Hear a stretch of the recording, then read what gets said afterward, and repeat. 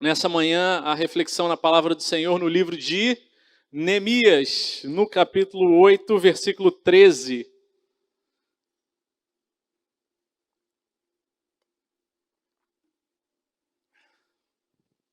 Todos os textos de Neemias têm sido muito especiais, e talvez eu já tenha falado isso alguma vez, mas esse parece ser mais especial ainda.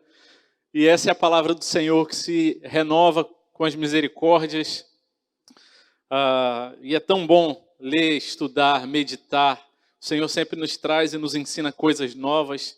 E é tão bom nessa fonte inesgotável da bênção e da presença do Senhor. Neemias capítulo 8, versículo 13.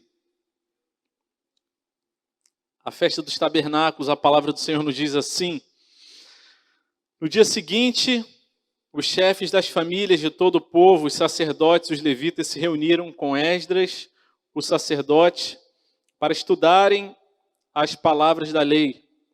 Acharam escrito na lei que o Senhor havia ordenado por meio de Moisés que os filhos de Israel deveriam morar em cabanas durante a festa do 7º mês. Assim publicaram e anunciaram em todas as suas cidades em Jerusalém, dizendo: saiam para os montes e tragam ramos de oliveiras, ramos de zambujeiros, ramos de murtas, ramos de palmeiras e ramos de árvores frondosas para fazer cabanas, como está escrito. O povo saiu e trouxeram os ramos e fizeram para si cabanas, cada um no seu terraço e nos seus pátios, nos atos da casa de Deus e na praça do portão das águas e na praça do portão de Efraim. Toda a congregação dos que tinham voltado do cativeiro fez cabanas e morou nelas. Porque os filhos de Israel nunca haviam feito isso desde os dias de Josué, filho de Num, até aquele dia, e todos estavam muito alegres. O livro da lei de Deus foi lido diariamente, desde o primeiro até o último dia da festa. E celebraram a festa durante 7 dias. No 8º dia, houve uma reunião solene, conforme estava ordenado na lei. Amém. Meus irmãos e minhas irmãs, nós temos meditado desde o começo do livro de Neemias sobre a restauração que Deus opera na vida do seu povo. Desde o começo, desde o primeiro capítulo, temos falado sobre essa história em que Deus vai despertar, vai chamar Neemias, que era servo ali na corte do rei Artaxerxes, e ele morava a mais de 1.000 quilômetros de distância de Jerusalém, e recebe então uma carta, e essa carta dizia as informações que vieram ali, que o povo estava em grande miséria, a cidade destruída, havia grande tristeza, e Deus resolve trazer Neemias, coloca no coração de Neemias para que ele voltasse e ajudasse nessa restauração e reconstrução do povo. Tudo começa em Deus, na obra, no trabalho, na iniciativa de Deus, na vida de Neemias. Neemias não é o grande protagonista desse livro, mas Deus é o grande protagonista desse livro. E apenas usa Neemias para que essa restauração seja operada. Neemias, então, recebe aquele chamado, busca o Senhor, se quebranta na presença dele, reúne materiais, autorização e vai até Jerusalém. Ali chegando, visita aquelas ruínas, aqueles escombros, percebe a situação, identifica os problemas, anima o povo para que começasse a trabalhar, organiza o povo começa a trabalhar e em 52 dias as muralhas são reerguidas, o povo volta para habitar na cidade, nas cidades ao redor, e depois dessa restauração de ordem física, começa uma segunda fase de forma didática, porque diante do Senhor tudo é a mesma coisa, a fase da restauração espiritual. As pessoas contribuíram e depois da contribuição, no capítulo 8, que lemos na semana passada, a partir do versículo 1, Esdras lê o livro da lei. Eles encontram ali o livro da lei, começam a ler e eles são muito impactados e eles se alegram e se entristecem com o seu pecado, com a sua condição, com a emoção de ter contato com a palavra santa, viva e eficaz do nosso Deus. E se inclinam e choram diante do Senhor. E os sacerdotes dizem: não chorem, esse é o dia que o Senhor fez, é o dia consagrado ao Senhor. Alegrem-se no Senhor, Ele é a nossa força, a alegria do Senhor é a nossa força. Antes, vão para casa, Façam um belo churrasco, uma bela comida, chamem aqueles que não têm o que comer, alegrem-se junto com eles, porque o Senhor visitou o seu povo. E assim o povo obedece, e eles compartilham, e eles se alegram. E então no verso 13 começa a nossa porção lida hoje, a partir do verso 13, no dia seguinte. Diz a palavra do Senhor, então, que no dia seguinte, os chefes das famílias de todo o povo, sacerdotes e levitas, eles se reuniram com Esdras, o sacerdote, para estudarem as palavras da lei. A versão revista atualizada traz o verbo traduzido como atentarem, prestarem atenção, olharem com mais cuidado para a lei de Deus. E no versículo 14 diz que eles acharam escrito na lei do Senhor, e na Nova Versão Internacional, em outra tradução, diz que eles descobriram, dizendo que a lei do Senhor ela foi ali lida, estudada, se atentaram, olharam bem para ela com atenção, e eles descobriram, perceberam coisas que eles não tinham percebido antes, acharam escrito no livro da lei uma ordenança, e a ordenança era que eles fizessem uma festa prescrita ali durante o 7º mês, durante a festa do 7º mês. E esse ritual, essa encenação, era chamada a festa das cabanas, ou festa dos tabernáculos. E eles publicaram o que eles encontraram ali na lei do Senhor, e nessa festa diz que todo o povo deveria sair para os montes e pegar ali, longe da cidade, galhos de árvores, e ele diz o nome, a lista de alguns galhos de árvores, e eles deveriam fazer cabanas e ficarem acampados fora da casa deles durante 7 dias. Essa era uma prescrição da lei que aparece lá em Levítico, nós vamos depois ler esse texto, e eles deveriam ali ficar durante 7 dias, lembrando do tempo em que eles peregrinaram no deserto, em que eles eram peregrinos, transitórios, passageiros, lembrando que, na verdade, assim é a nossa vida, transitória, passageira, peregrina, nós não somos desse mundo. E essa festa, então, foi realizada e depois de 7 dias, e o povo estava todo muito alegre. Imagine, a cena é essa mesmo, cada um saía da sua casa e no seu quintal, na sua varanda, no lugar onde era possível, ele fazia uma cabana ali, uma coisa bem precária, rústica, rudimentar, feito de galhos, e ali ele ia passar os 7 dias ali, acampados com a família dele, lembrando do tempo em que eles peregrinaram no deserto. Era ali um memorial, e no 7º dia fizeram então uma reunião solene, um culto solene, conforme ordenava a lei de Deus que havia sido redescoberta ali. A nossa restauração espiritual, a nossa alegria, ela não está em coisas novas, diferentes, não está em novidades, mas a nossa alegria está em voltarmos às coisas básicas e às coisas essenciais da nossa fé. Não está em novas articulações, em descobertas maravilhosas, mas em nós redescobrirmos a palavra de Deus. O livro de Neemias é marcado por duas práticas muito simples da vida cristã. Falamos muito nos primeiros capítulos a respeito de oração. A coisa mais básica e simples que um crente pode fazer. E essa segunda parte começa a falar muito sobre a palavra de Deus. Oração e Bíblia. Bíblia e oração, a coisa mais simples que um crente pode fazer. Orar e ler a palavra do Senhor. E nisso consiste a restauração da nossa alegria. Não em um novo movimento, não em uma nova articulação, não em uma nova liderança, mas o retorno às coisas básicas da vida do povo de Deus. Buscar a Deus, conhecer a sua vontade, orar ao Senhor, se quebrantar diante dele, Bíblia e oração.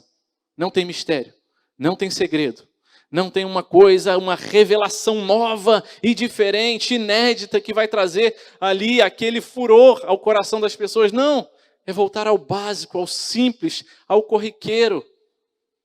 E se alegrar na presença de um Deus que faz nova todas as coisas e coloca nos lábios e no coração do seu povo sempre um novo cântico. E é tão bom ver o Senhor restaurando as nossas vidas. Escutar os testemunhos de gente que fala: pastor, nós temos visto o Senhor Deus fazer coisas tão boas, maravilhosas, com coisas tão simples que nós, muitas vezes, por conta de tanta parafernália, por tantas coisas aparentes, que nós nos esquecemos do básico: Bíblia e oração. E quando a gente prepara um esboço que começa falando sobre coisas tão simples, a gente fica pensando: Senhor, precisamos pregar novamente sobre a necessidade de ler a Tua palavra e de orar? Sim, nós precisamos, porque o nosso coração é pecador e inclinado a se afastar de Deus, a se esquecer das coisas simples e básicas e querer novidades, coisas maravilhosas e diferentes, quando o Senhor nos chama à simplicidade do Evangelho e da vida cristã, na presença do Senhor e do seu Filho Jesus, que por nós morreu e que torna possível que o simples, que o básico, seja suficiente, mais do que suficiente, para encher e fazer transbordar os nossos corações. Como a nossa alegria, ela é então restaurada pela lei de Deus. Quando encontraram ali a lei do Senhor e passaram a ler, e foi feita uma grande leitura ali no começo do capítulo 8, mas a partir do versículo 13, há alguns verbos diferentes que ajudam a gente a prestar atenção e aprender e praticar nas nossas vidas o que a palavra nos traz. A nossa alegria é restaurada pela lei de Deus. E como essa alegria ela é restaurada? Em primeiro lugar, a alegria é restaurada quando nos aprofundamos no conhecimento, no relacionamento com a lei de Deus. Versículo 13, vamos ler mais uma vez. No dia seguinte, os chefes das famílias de todo o povo, os sacerdotes, os levitas, se reuniram com Esdras, os sacerdotes, para estudarem as palavras da lei. Revista atualizada, a versão Almeida, revista atualizada, traz a palavra atentarem, para que tenham mais atenção. Do versículo 1 até o versículo 12, fala de uma leitura, de explicações. Eles perseveraram, continuaram estudando a palavra de Deus, se atentando. E o verbo no original em hebraico ali traz a palavra que traz um termo para a gente que era não apenas um estudo de ordem teórica, não apenas para encher o pensamento, mas também para encher o coração.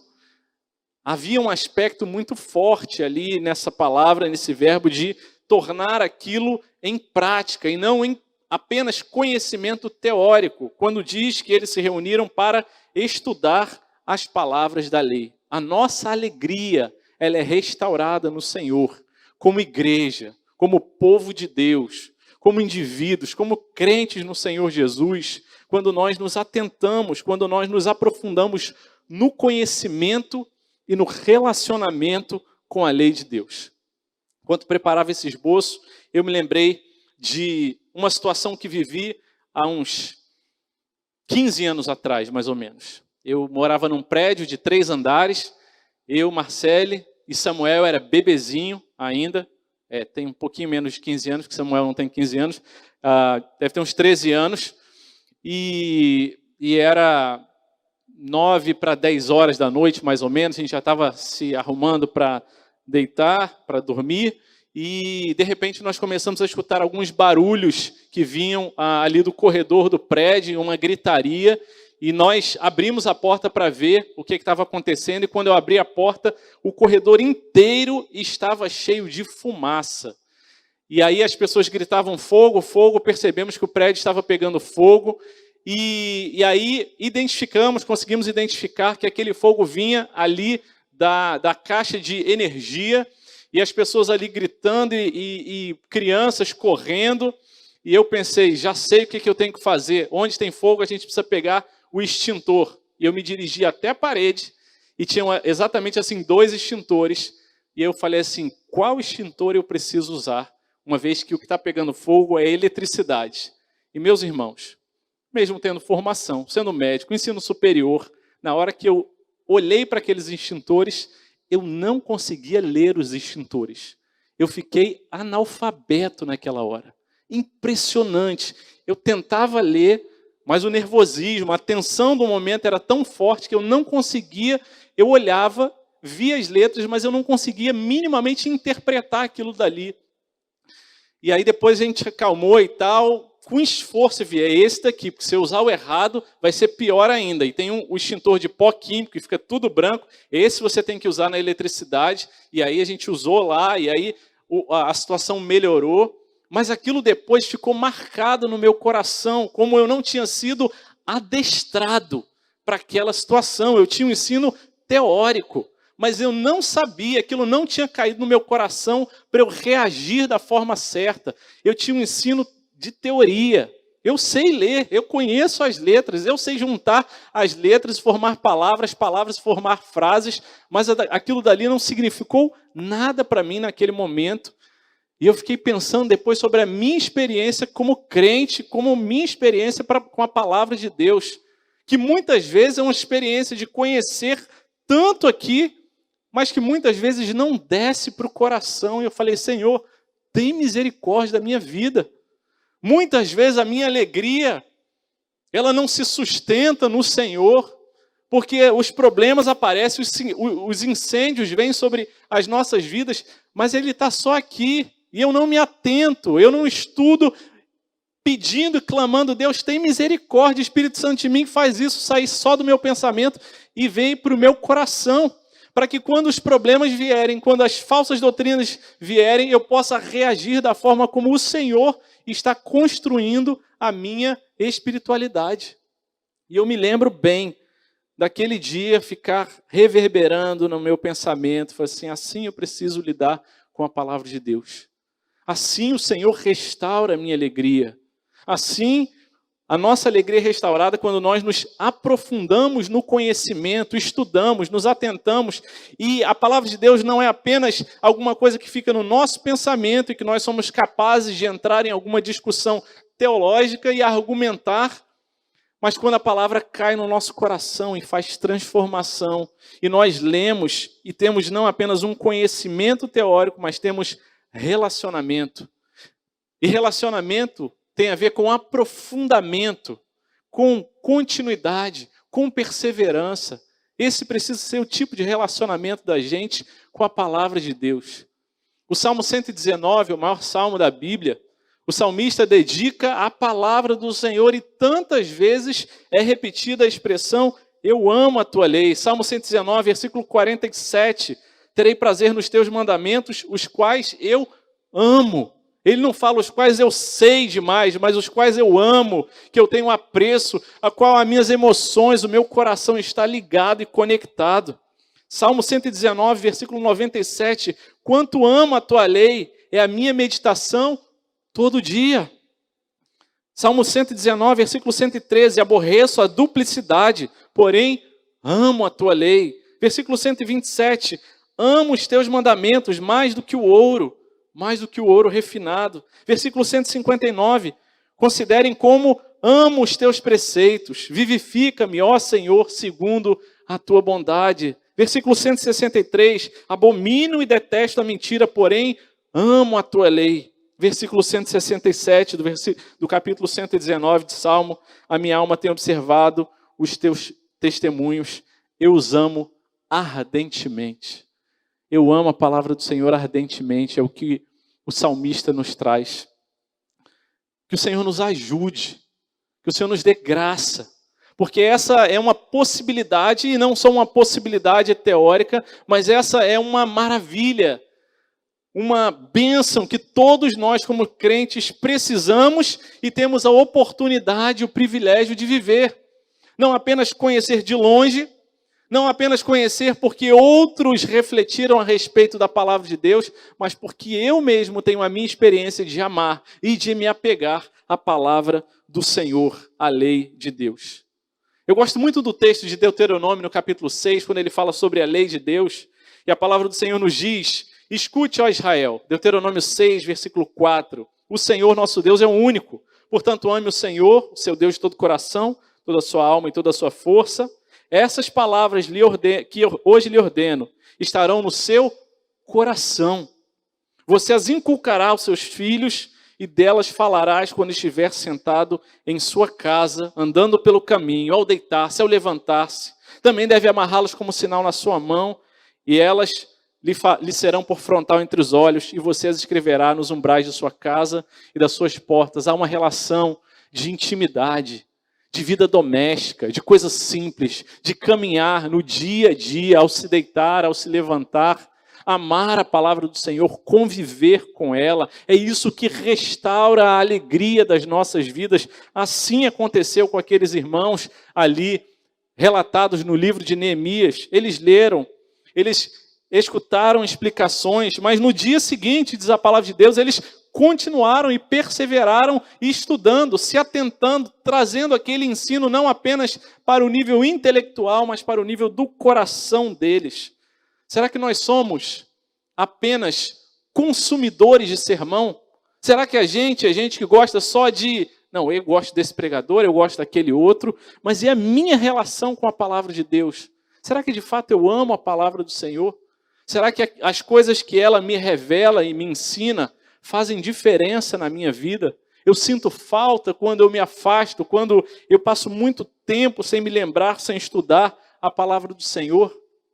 Esse não é, com a graça do Senhor, um sermão para nos colocar peso, mas para nos ajudar a refletir e falar: Senhor, tem misericórdia, eu sei que é o melhor, eu entendo que é o melhor para a minha vida, mas que o Senhor me dê graça, que o Teu Espírito Santo opere em minha vida, para que ela saia do meu pensamento e caia no meu coração, porque virá o dia mau, virá o dia da dificuldade. Nesse dia em que o incêndio vier, Senhor, eu quero continuar firmado, abraçado, amando, me relacionando com a palavra do Senhor.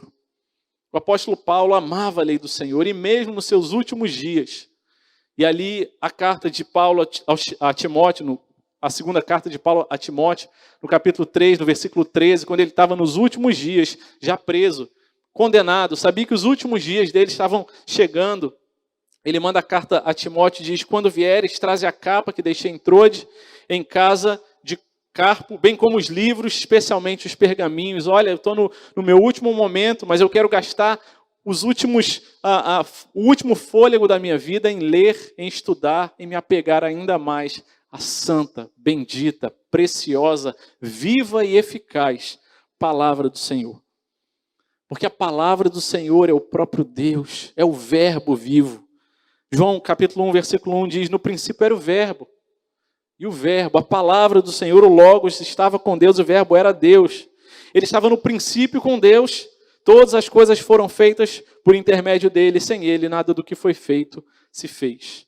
Versículo 14, e o verbo se fez carne e habitou, e tabernaculou, e fez uma cabana, e morou entre nós, cheio de graça e de verdade. Quando a gente se aprofunda no relacionamento com a palavra de Deus, nós estamos nos aprofundando no relacionamento com o próprio Deus. Perseverar, priorizar, colocar na nossa agenda como coisa mais importante, praticar num mundo em que nós temos uma infinidade de entretenimentos, de distrações, de responsabilidades. A palavra do Senhor nos chama a coisa mais simples e básica da experiência cristã. Leia, estude, medite na palavra do Senhor. Priorize isso na sua vida. Precisamos disso. É isso que restaura a alegria do povo, a alegria do nosso coração, ainda que passemos por situações difíceis. É ela que sustenta e que nos mostra que a alegria que temos no Senhor não depende de situações favoráveis ou desfavoráveis ao nosso redor. Mas é uma alegria que está ancorada nessa palavra que está diante de nós e que nós precisamos voltar ao primeiro amor, às primeiras práticas, à memorização, ao estudo, a nos atentarmos e não sermos apenas consumidores de sermão, de estudos, de outras experiências de servos de Deus que se debruçaram sobre a palavra do Senhor, mas que eu apenas escolho ali no menu: não, eu quero ouvir esse hoje, mas o Senhor quer falar contigo na palavra, quer que você estude, quer que nós nos voltemos e nos quebrantemos, aprofundando o nosso relacionamento com Ele, nos aprofundando, lendo mais uma vez e guardando nosso coração e perseverando numa perspectiva mais horizontal. Continuamente, sempre, recorrentemente, estudando, amando e nos relacionando com a palavra de Deus. Os crentes da cidade de Bereia foram elogiados em Atos capítulo 17, versículo 11. Ora, estes de Bereia eram mais nobres do que os de Tessalônica, pois receberam a palavra com toda a avidez, examinando as Escrituras todos os dias para ver se as coisas eram de fato assim. Eles examinavam com avidez. Eles não se deixavam ouvir apenas algum discurso, algum sermão, alguma coisa que alguém falou, mas eles conferiam na palavra e eles amavam a palavra. Por isso esse registro é feito em Atos, que assim o Senhor ache entre nós, homens e mulheres como os de Bereia, que com avidez estudam, amam e se voltam para a palavra. Meus irmãos, mais uma vez eu quero dizer, meu objetivo não é que a gente saia daqui com um peso do legalismo, de falar, eu tenho que ser na força da disciplina e ler mais a palavra de Deus. Há um componente, sim, da nossa disciplina, da nossa vontade, mas é um componente da gente se submeter, se render diante do trono da graça, nos aproximando do trono da graça com confiança, como diz Hebreus capítulo 4, versículo 16. Portanto, aproximemo-nos do trono da graça com confiança, a fim de recebermos misericórdia e encontrarmos graça para ajuda em momento oportuno. Senhor, nós precisamos da Tua ajuda e da Tua graça, para que a gente faça aquilo que a gente já tentou fazer tantas vezes, que é uma coisa mais simples, que é ter regularidade na leitura e no estudo da palavra do Senhor. Deus, tem misericórdia de nós. Deus, eu sou muito sem vergonha, eu sou muito indisciplinado, eu sou muito desatento. Eu falo, eu vou conseguir, eu vou perseverar, mas eu não consigo. Deus, tem misericórdia, o Senhor é gracioso, é misericordioso e quer nos visitar, quer nos abençoar, quer derramar graça e misericórdia. Pois qual que é o filho que pede um pão para o seu pai, vai receber uma pedra, um peixe, e vai receber uma cobra? O Senhor muito mais quer nos abençoar e quer nos ajudar a fazer as coisas tão simples da nossa vida e da nossa experiência cristã, como estudar e perseverar no estudo da palavra do Senhor. Como a nossa alegria é restaurada pela lei de Deus? Em primeiro lugar, atentando, perseverando, conhecendo e seguindo em conhecer ainda mais a lei do Senhor. Em segundo lugar, a nossa alegria ela é restaurada quando vivemos em obediência à lei de Deus. Versículo 14, a palavra do Senhor nos diz: acharam escrito no livro da lei, que o Senhor havia ordenado por meio de Moisés que os filhos de Israel deveriam morar em cabanas durante a festa do 7º mês. Encontraram a ordem do Senhor. Versículo 16, o povo saiu e trouxeram os ramos e fizeram para si cabanas. Versículo 17, toda a congregação dos que tinham voltado do cativeiro fez cabanas e morou nelas. E no final do versículo 17, todos estavam muito alegres. O que eles fizeram? Descobriram a palavra de Deus, leram a palavra de Deus, aprenderam com a palavra de Deus e obedeceram. Eles voltaram para a palavra do Senhor e não apenas tiveram a experiência de conhecer mais, de encher o pensamento deles com ou com coisas que eles já haviam ouvido falar, mas que eles redescobriram e obedeceram. A nossa alegria ela é restaurada quando nós obedecemos a palavra do Senhor. Não se trata de ganhar a salvação, de conquistar a salvação por causa da nossa obediência, de forma alguma. Essa foi conquistada pelo sacrifício perfeito e único e suficiente do Senhor Jesus. Mas nós temos o privilégio de viver em alegria, com o nosso coração renovado, com o nosso coração fluindo rios de água viva quando vivemos uma vida de obediência, que podemos viver com a graça, com a misericórdia, com a operação e atuação do Espírito Santo em nossas vidas. Sim, a palavra do Senhor nos confronta. É verdade, quando lemos, quando estudamos, nós somos confrontados. Nosso pecado, ele aparece, nós nos envergonhamos, nos entristecemos, mas nós não precisamos continuar tristes, nos lamentando, dizendo, ó vida, ó céus, ó azar, mas nós podemos nos alegrar no Senhor, dizendo, Senhor, obrigado, porque apesar do meu pecado, que a sua palavra revela, mostra, o Senhor continua a me amar e me dá forças para continuar caminhando. E caminhando, confiando no Senhor, o Senhor há de fazer na minha vida, no meu coração, na força do Senhor, no mérito que pertence ao Senhor, vai me dar condições de obedecer ao Senhor, e assim o Senhor restaura a nossa alegria. Obediência. Que palavra impopular nos dias de hoje. Quando nós falamos sobre obediência, a palavra do Senhor, nós sabemos que esse conceito está ligado também à liberdade. Quando obedecemos a palavra do Senhor, quando a conhecemos, quando ela faz morada em nossas vidas e transformação em nossas vidas, nós vivemos na plenitude daquilo que Deus tem para as nossas vidas. Mas obedecer é uma palavra nos dias de hoje extremamente antipática. Eu vou obedecer a alguém? Eu vou prestar contas a alguém?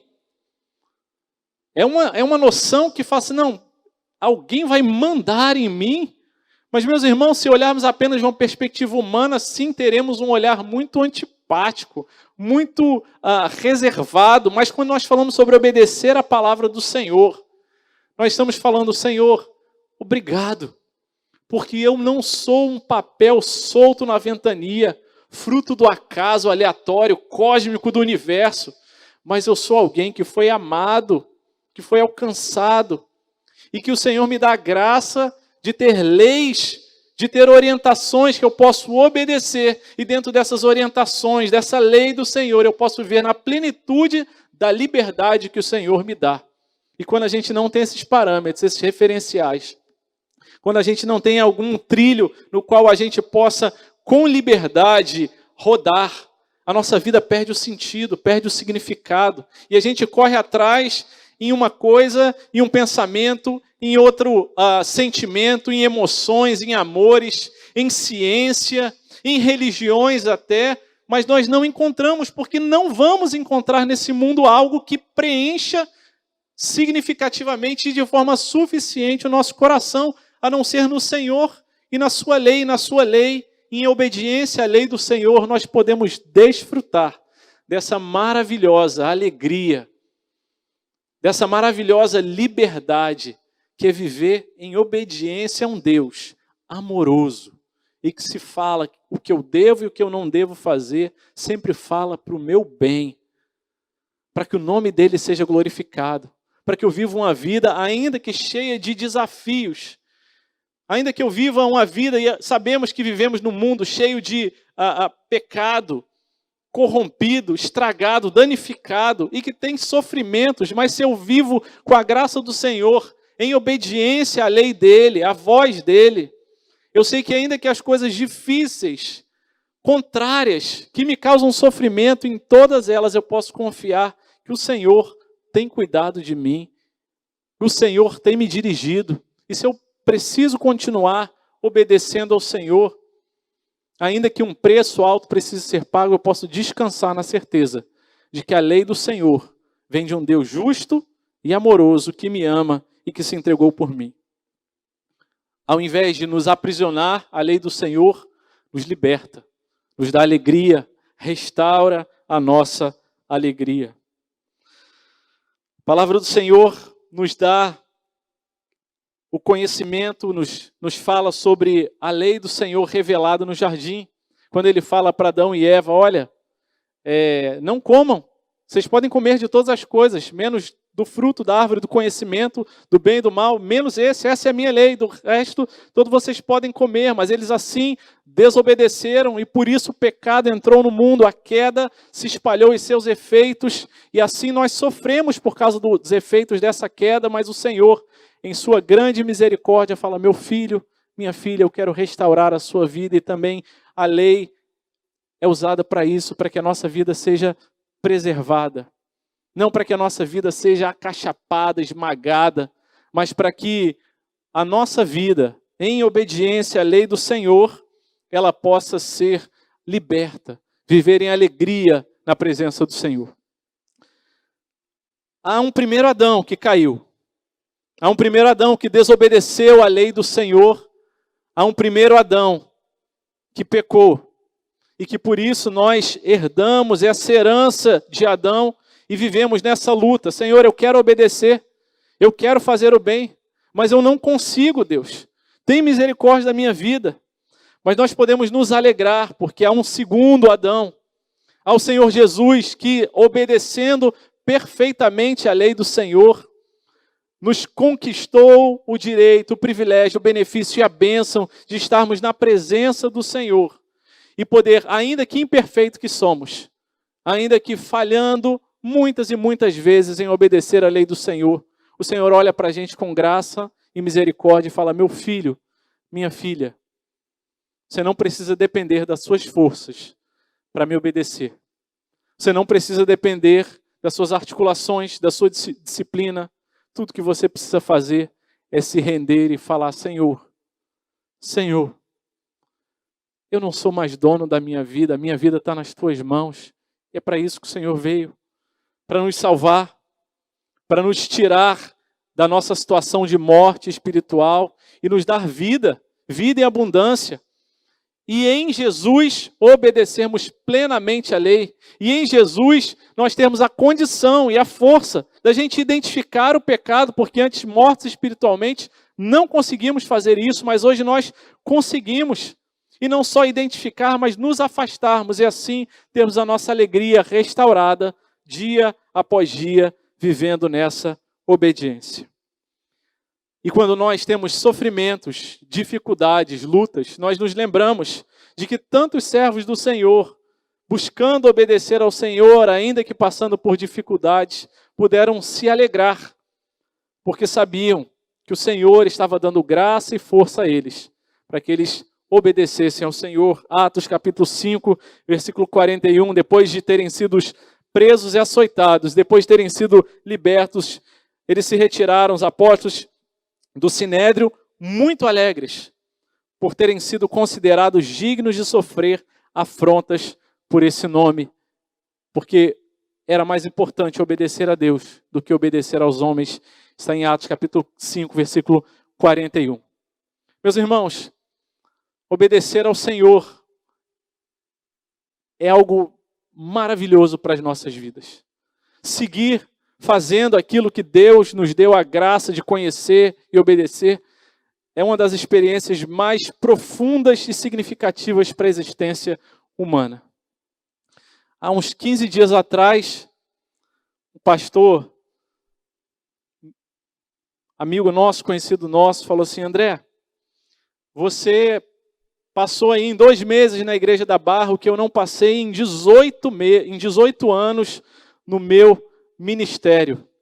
Mas eu louvo a Deus porque eu vejo que o Senhor tem sustentado a sua vida e tem te dado alegria em avançar. E eu louvo a Deus porque o Senhor tem me dado graça de obedecer a Ele nesse lugar, com essa congregação, com essa comunidade.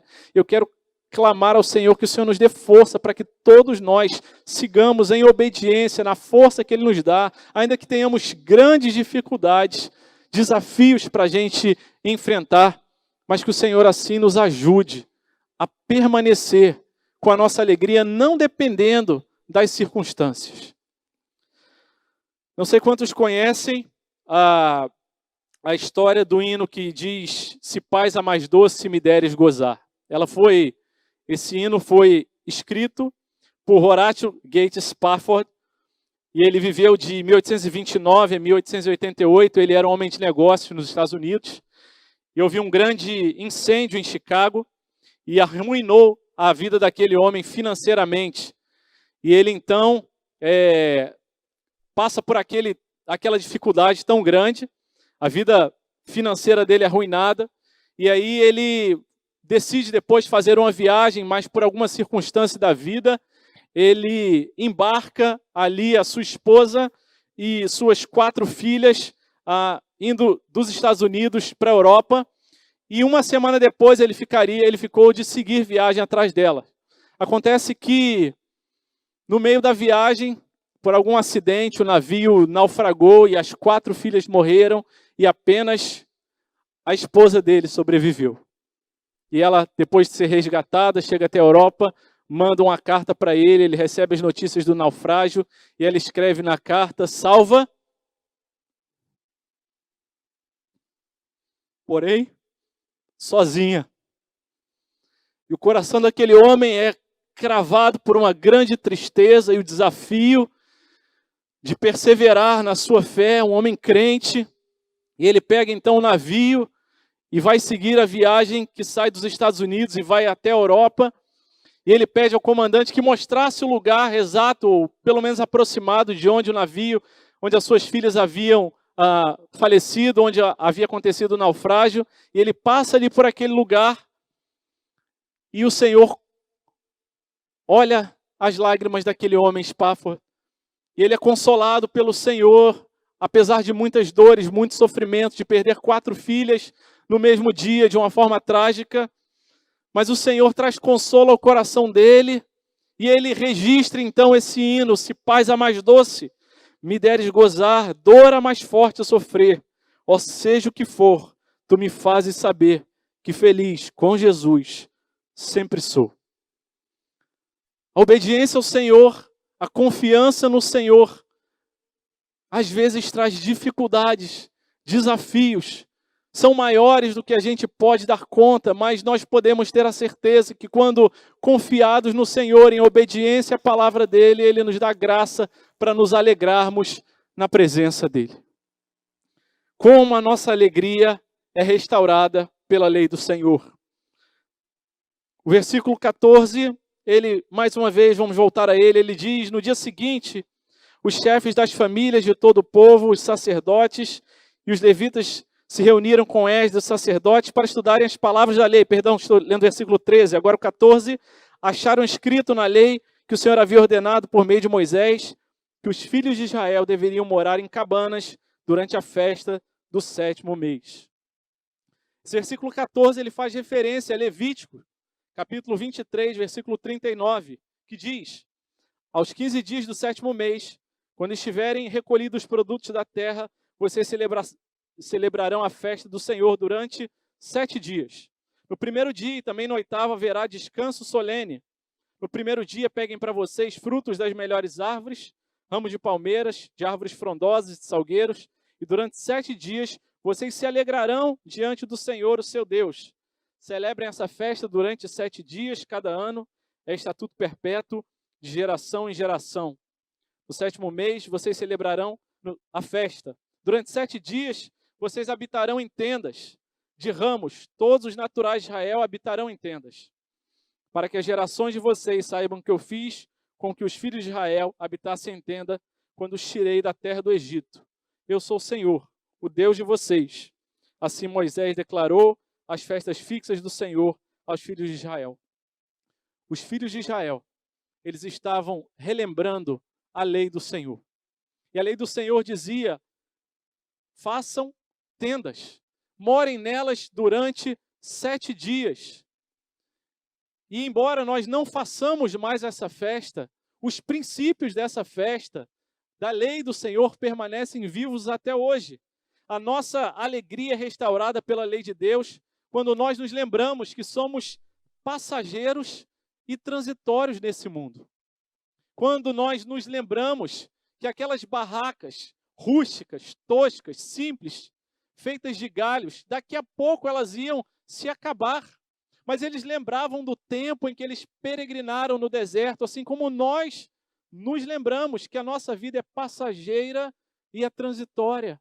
E a lei do Senhor nos socorre e nos ajuda a lembrar que nós somos pó, que a nossa vida não passa de um sopro, que nós somos passageiros e transitórios.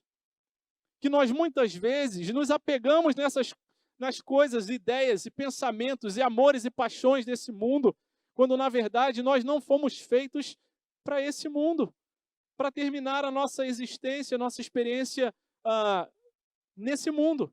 Nós somos passageiros e transitórios, e é isso que a festa das cabanas apontava: a libertação do Senhor que os tirou da escravidão do Egito. Mas o tempo de peregrinação em que eles caminharam ali pelo deserto e se acampavam. E quando a lei do Senhor é dada lá em Levítico e relembrada em Neemias, ela está proclamando: lembrem, vocês foram libertos, vocês foram tirados da escravidão. Eu os trouxe para o deserto, para esse lugar de peregrinação e de transitoriedade, e esse lugar em que eu sustento e eu dou direção para vocês. A festa dos tabernáculos, a festa das cabanas, das tendas, nos ajuda a lembrar: nós somos passageiros nesse mundo. Nós somos transitórios nesse mundo. Uma das experiências que mais choca um missionário que trabalha em contexto indígena é quando ele chega às aldeias indígenas e vê a casa e o jeito, o estilo de vida como os indígenas vivem, em casas muito simples. Hoje em dia, alguns já vivem em casas de alvenaria, mas muitos ainda em casas de madeira, e em comunidades ainda mais afastadas e mais distantes dos grandes centros, ainda em casas de barro ou de palha, e casas transitórias, passageiras, numa experiência que mostra para a gente, que ajuda a gente a lembrar: olha como vocês muitas vezes se esforçam em fazer casas bonitas, mas no final das contas a nossa vida é passageira. E você visita uma comunidade e passa alguns meses e vai embora, e passa alguns meses, depois você volta, e muitas das casas já não estão mais lá. E a gente fica pensando: como pode a pessoa dar conta de viver de uma forma tão passageira, tão frugal, tão simples, tão transitória? Isso choca tanto a gente quando a gente volta para a nossa realidade, e a gente fica tão assustado quando chove um pouco mais e a rua larga, e a gente fica preocupado: como é que eu vou chegar na igreja? Quando isso, na verdade, é uma realidade rotineira dos nossos irmãos indígenas. Quando a gente cancela uma programação, a gente fica com a dor no coração. É porque a gente esquece que a gente não está no controle de nada. Tampouco da natureza, só o Senhor é quem controla as chuvas, os ventos. Mas quando o indígena atrasa, ele fala: não, é assim mesmo, eu não controlo as coisas. Agora, se tem uma experiência ainda mais profunda, é quando a gente visita um acampamento de pesca deles. Eles têm uma vida bem simples, eles moram nas comunidades, mas quando eles vão para fazer a sua cabaninha na pesca, e essas cabanas aqui da festa dos tabernáculos me lembrou esses acampamentos de pesca, são apenas, às vezes, uma lonazinha. Quando não tem lona, eles pegam folhas de palmeiras e fazem aquele acampamentozinho ali, tão simples, que o vento leva, que a palha resseca, em que uma semana ele já não existe mais. Mas o que ainda mais nos choca, não é que você pense: ah, não, os homens só que vão os homens, as mulheres, os bebês de colo, que às vezes até nascem naquele lugar, e a gente fica pensando: como é possível? Como é possível alguém viver de uma forma tão simples, transitória e passageira? E nós somos chocados com isso, porque nós nos esquecemos de que nós somos transitórios e passageiros. Somos como um sopro, uma sombra, orvalho da manhã que cai, daqui a pouco evapora. Mas nós nos esquecemos disso e achamos que nesse mundo nossa vida é definitiva. Não é. A festa das cabanas aponta para essa transitoriedade da vida. Para aqueles que a celebraram no livro de Neemias, que fizeram suas barracas e moraram ali durante aqueles 7 dias, eles lembravam do passado, em que o povo foi liberto da escravidão do Egito, em que Deus sustentou e protegeu o povo enquanto peregrinava no deserto, e o povo que também recebeu a direção de Deus enquanto estava no deserto e caminhava, e a coluna de fogo à noite os aquecia, os dirigia, e a coluna de fumaça durante o dia os levava em segurança e os dirigia também. Aponta também para o nosso presente, para o presente daqueles homens, quando nós nos lembramos que nós fomos libertados por um rei. Eles esperavam um rei, apontava para o futuro para eles também. Mas nós fomos libertados por um rei que nos trouxe a libertação e que falou: vocês não são desse mundo, vocês são passageiros, vocês estão libertos da escravidão, do pecado. Cristo Jesus, aquele que veio, que se fez carne e que habitou entre nós, que tabernaculou entre nós, é o que significa a palavra no original do grego, tabernaculou, fez a morada dele entre nós, para que nós não dependêssemos mais do templo, de estruturas, mas para que nós pudéssemos adorar a Ele em espírito e em verdade, e não em um lugar ou em outro específico. A festa dos tabernáculos aponta para a gente também e nos lembra do sustento e da proteção de Deus. Assim como Deus os sustentou no deserto, Deus tem nos sustentado em termos financeiros, em termos de saúde material, mas especialmente na nossa saúde e no nosso sustento espiritual, e nos conduz em perseverança até o dia final, para não desfalecermos pelo caminho. A festa dos tabernáculos nos aponta para o Senhor Jesus, o perfeito sacerdote que nos protege, que nos conduzirá até o nosso Deus. Nos dá direção, como Jesus, o perfeito profeta, aquele que nos dá a direção de Deus numa vivência transitória e passageira, mas que nos enche de esperança de saber que, ainda que sejamos transitórios e passageiros, não estamos abandonados. Não precisamos depender de nós mesmos para termos direção para a nossa vida. Porque quando vier o Espírito da verdade, João 16, 13, Ele vos guiará a toda a verdade. Porque não falará por si mesmo, mas dirá tudo o que tiver ouvido e vos anunciará as coisas que hão de vir. E a festa dos tabernáculos também nos apontam para as coisas que hão de vir. Elas nos apontam para a libertação definitiva, em que seremos libertos de toda a consequência do pecado em nossas vidas.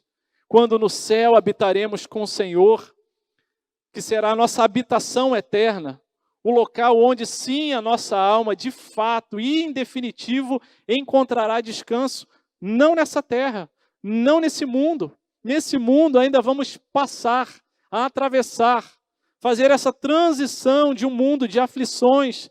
Nesse mundo, não encontraremos nesse mundo o descanso para a nossa alma, mas a festa dos tabernáculos aponta para a terra prometida, para o céu onde iremos morar, onde estaremos libertos de todo o sofrimento, onde toda lágrima será enxugada e a morte já não mais existirá. Nos lembra também a festa dos tabernáculos e aponta para o futuro. Em Apocalipse 22, 1, então me mostrou o rio da água da vida, brilhante como cristal que sai do trono de Deus e do Cordeiro, onde há sustento, proteção, alívio para as nossas vidas e aponta também para a direção, onde nós contemplaremos a face de Deus. Apocalipse 22, capítulo 4, contemplarão a sua face e na sua frente está o nome dele. Então já não haverá noite, nem precisam eles da luz da candeia, nem da luz do sol, porque o Senhor Deus brilhará sobre eles e reinarão pelos séculos dos séculos. A nossa vida em busca de direção encontrará o seu destino final. E nisso a festa dos tabernáculos aponta. A nossa vivência é transitória, ela é passageira, mas ela aponta para o destino final.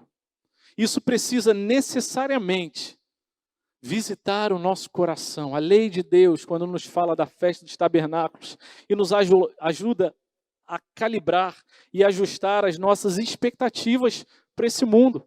Podemos nos alegrar em muitas coisas boas e abençoadas que Deus nos deu nesse mundo, é verdade. Mas nesse mundo não encontraremos plenitude de alegria a não ser na presença do Senhor. Mas somente no céu toda lágrima será enxugada e toda a influência e o poder da morte será removido e então viveremos eternamente com Ele. As alegrias que nós temos são boas. O nosso casamento, nosso relacionamento com os nossos filhos, a comunhão com a igreja, mas são todos reflexos do porvir, da glória eterna. Nossas tristezas são passageiras e quando olhamos a vida por essa perspectiva da festa dos tabernáculos, de lembrar que nós somos transitórios, nós podemos ter esperança de que ainda que a dor seja tão profunda, o sofrimento tão intenso, a falta de esperança pareça nos invadir, podemos confiar no Senhor, que vamos ter um destino eterno e final, onde há esperança, sim, onde o sofrimento será extinguido para sempre e habitaremos definitivamente, não mais transitoriamente, na presença do Senhor. Nós somos passageiros, transitórios. Nosso coração muitas vezes esquece disso e quer se apegar em coisas que hoje são e amanhã já não são mais. E nós desfazemos amizades por causa de ideias que hoje são e amanhã não são mais. E nós apegamos o nosso coração e nos entristecemos por coisas que hoje são e amanhã não são mais. E a palavra do Senhor nos invoca e nos convoca a olhar para o tabernáculo definitivo, para a presença do Senhor, para o porvir, onde aí sim a nossa alma encontrará definitivamente descanso. Nós temos nessa vida a oportunidade de conhecer aquele que veio habitar entre nós, que veio fazer o seu tabernáculo entre nós e nos dar essa visão, esse olhar para o futuro, onde haverá esperança, onde teremos descanso para a nossa alma. Eu e Marcele temos vivido, esse é o 3º ano que nós temos vivido essa luta, do já e do ainda não, dessa transitoriedade da vida, e cada vez que a gente fala sobre o Samuel e sobre onde ele mora, as pessoas perguntam para a gente, mas Samuel vem morar no Rio de Janeiro com vocês, né? A gente fala, não, meus irmãos, ele vai continuar morando lá em Manaus, numa escola para filhos de missionários, onde ele estuda, e essa foi uma decisão dele, e o que ele falou para a gente impactou a gente e nos dá paz para a gente seguir, sabendo que a nossa vida é transitória. E quando saímos lá de São Gabriel da Cachoeira, no final do ano, encontramos Samuel, eu falei, e aí, filho, você quer vir com a gente? Você vem com a gente para o Rio de Janeiro agora, aproveitar a praia, o shopping e tantas coisas boas. E Samuel fala para a gente, pai, mãe, eu gosto muito dessas coisas. Eu quero muito aproveitar essas coisas. Mas aqui, pai, eu tenho aprendido e tenho aula de Bíblia todos os dias. Eu tenho aprendido da palavra do Senhor e tenho crescido muito espiritualmente. E eu sei que em nenhum outro lugar eu vou ter esse benefício, essa bênção. Nenhuma outra escola no Rio de Janeiro vai ser tão boa quanto essa, porque o que eu estou aprendendo aqui, pai, tem valores eternos e não transitórios. E eu sei que dói a gente ficar longe do Samuel. Cada almoço eu falo, Marisol, Marcele, só está faltando uma pessoa aqui, né? Quem é? Samuel. A gente vai na praia, quem está faltando? O Samuel. E dói, é difícil mesmo. Mas, meus irmãos, Deus tem consolado muito o nosso coração. Porque para nós, mais importa onde o meu filho vai passar a eternidade dele, do que onde ele vai passar a adolescência dele. Nós somos passageiros, transitórios. A nossa vida vai como um sopro. As decisões que nós tomamos diante do Senhor, com a graça, direção, misericórdia dEle, de nos levar até a presença dEle, é que nos dão a perspectiva correta da nossa eternidade. E lembrar que essa vida que nós vivemos é passageira. E quando nós lembramos disso, nosso coração fica firme, alegre, apesar dos desafios que nós temos no dia a dia. Que o Senhor nos abençoe, que o Senhor nos dê graça para lembrarmos que nós precisamos a cada dia mais e mais nos atentarmos, estudarmos, nos relacionarmos, amarmos a palavra do Senhor. Que o Senhor nos ajude a cada dia a não apenas conhecer a vontade dEle, mas também obedecer à vontade dEle na força que Ele nos dá.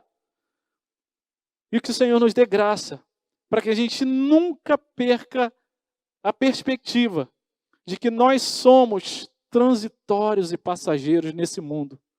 A nossa casa, o nosso lar definitivo não está aqui, mas está no céu, na presença do Senhor, onde vamos louvá-lo e gozar da presença dEle para todo sempre. Vamos orar ao Senhor? Quero convidar você a fechar os seus olhos e abaixar a sua cabeça. A nossa leve e momentânea tribulação produz para nós um eterno peso de glória acima de toda comparação. 2 Coríntios 4:17. Deus, louvado seja o teu nome. Obrigado pela tua palavra, que nos ensina, que nos desafia a voltar às coisas simples e básicas do teu evangelho, ao estudo da tua palavra, a obediência no dia de hoje, a nos quebrantarmos diante do Senhor, diante do nosso pecado. Senhor, tem misericórdia de nós. Senhor, fica conosco e ajuda-nos, Senhor. Ensina ao nosso coração, à nossa mente, que nós somos transitórios, passageiros, que o sofrimento que nós temos aqui vai acabar e que as alegrias que nós temos nesse mundo são passageiras. Deus amado, tem misericórdia e que o nosso coração esteja ancorado no Senhor. Maranata, ora vem, Senhor Jesus, que o nosso coração tenha expectativa do céu, onde nós iremos habitar para todo sempre. Deus amado, socorre o teu povo. Ajuda, Senhor, a cada um de nós a vivermos uma vida como quem vive em tendas rústicas, improvisadas, que daqui a pouco vão se desfazer, mas que vão lembrar para a gente, o nosso lugar não é aqui. Cuida de nós, dá-nos força para continuar caminhando, dá-nos graça para lembrar que o Senhor nos sustenta, que o Senhor nos libertou e o Senhor nos dá direção. Que o teu nome seja exaltado, agora e para todo sempre. Amém. Amém, Senhor.